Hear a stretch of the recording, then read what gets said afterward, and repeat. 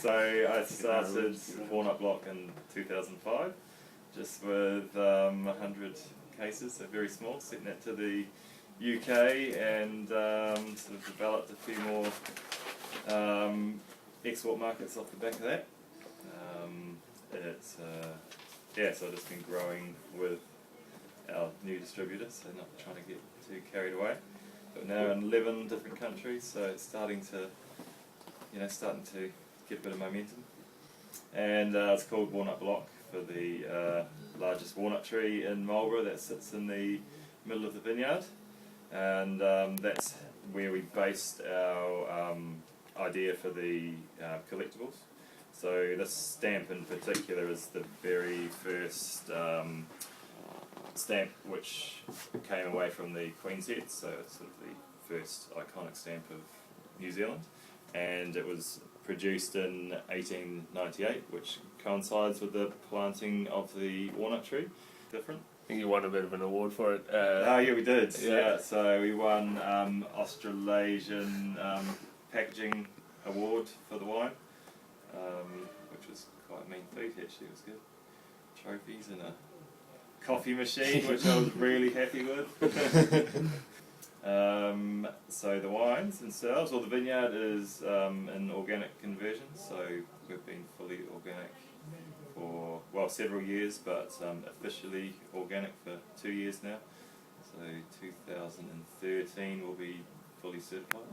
So we've got the emblem on the front and shout from the rooftops sort of thing.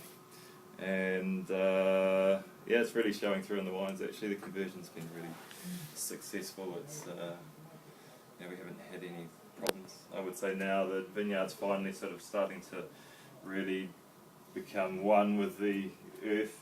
Seeing a lot more life in the soils and seeing the right type of insects in the vineyard now, so it's taking care of any pests or...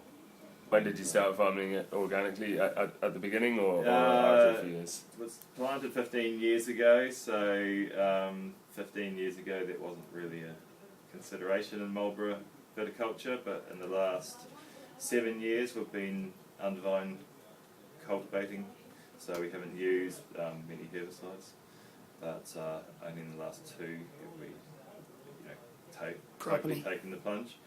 So there's always been a backup of a really effective spray if things turn to the worst, but I think that slow progression into organics has really helped with the health of the vineyard, and it's been pretty seamless actually. So. And pretty noticeable the difference in the vineyard since you've gone fully organic, as far as life in the vineyard goes and stuff like that. It's amazing. It's absolutely filled with little wee black wasps which take care of the leaf roller and spiders and life worms in the dirt, and everything sort of comes to the surface. And seeing a lot less variation because there's a lot of soil variation in Marlborough. So with the organics, it's all kind of taking care of that variation. So I think in the next 5 years we'll start seeing some really good changes in the wines themselves. So looking forward to that.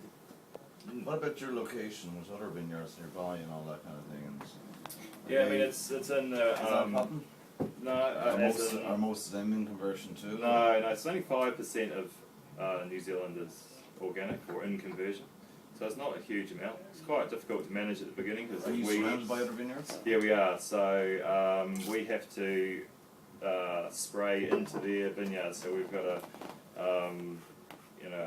agreement with that vineyard owner that we will take care of their first 4 rows. So we're essentially taking 4 rows of their vineyard into organics also. So you don't, you're cutting out that spray drift because when they do spray it's further. That's right. Yeah, that works well. But we're in the Rapara region, so it's in the sort of our oldest, first planted region in Marlborough. And I think by being organic it's going to really define our wines a bit more, because as soon as you start using outside influences like sprays and what have you, it just sort of...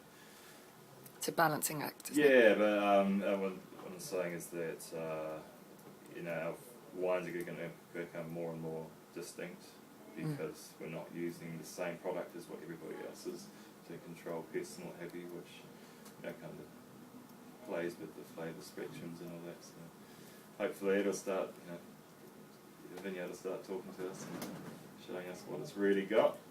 So looking forward to that.